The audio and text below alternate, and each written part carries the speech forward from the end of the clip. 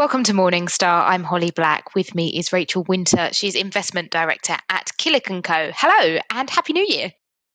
Happy New Year, Holly. So maybe it's because it's freezing outside and the heating is cranked up to 11 in my house, but we're starting our first three stock picks of 2021 with a bit of an energy flavour. So where would you like to start? So we're starting to look at renewable power. After the Democrats gained an effective majority in the Senate over in the US, we do expect the US government to borrow more and to spend that money on infrastructure, particularly renewable infrastructure. And we do tend to find that where America leads, the rest of the world tends to follow. So we're expecting quite a big increase in spending on renewable power. We've been looking at the different areas of the electricity market that could benefit from this.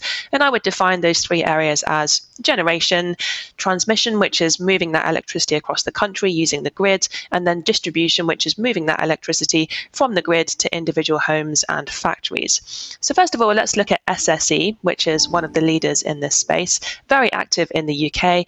SSE is involved in generation and distribution and transmission, but we particularly like it for its generation.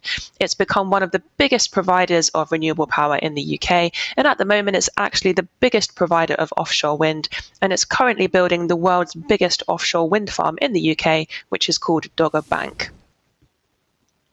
And I think one of people's concerns with renewable energy is that question of whether we really can produce enough energy through wind and through solar. Is it viable that we can replace traditional forms of energy in this way?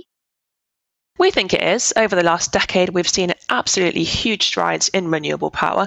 Potentially an issue at the moment is the fact that it's difficult to store. So because of that, we do expect that gas will make up quite a large proportion of our electricity consumption over the next few years. But we do believe that renewables will get more and more substantial as the years go on. Okay, what's stock number two? Stock number two is E.ON, which is a German company very heavily involved in distribution. And these types of businesses are allowed to make a percentage return on what's called their regulated asset base. And if E.ON is to get more involved in renewables, we do believe it will have to make quite big investments in its infrastructure, and that will grow the size or the value of its regulated asset base. And that will mean that E.ON will be allowed to make a larger return, and that should be good news for shareholders.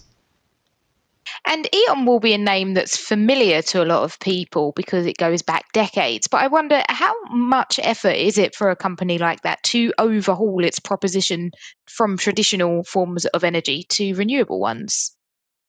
So E.ON does have a customer-facing business, and that's probably where people know the name from. That accounts for about 15% of revenues, and that means the other 85% of the business is involved in electricity distribution already. So it's not going to be a huge change to get this company involved in renewable distribution. It will just be a case of upgrading the infrastructure that they currently have.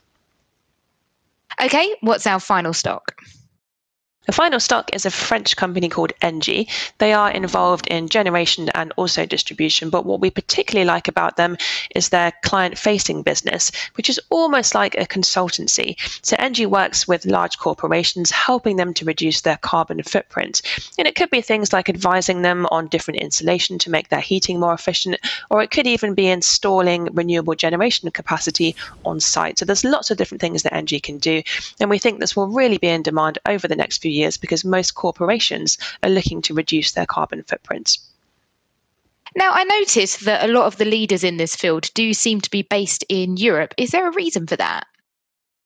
I think Europe has always been quite far ahead in terms of renewable power. I think they did start it first, but now because there is all this concern about global warming, we are starting to see all countries around the world starting to work together to bring down the global carbon footprint. So we think all countries are now starting to get involved in this. Rachel, thank you so much for your time. For Morningstar, I'm Holly Black.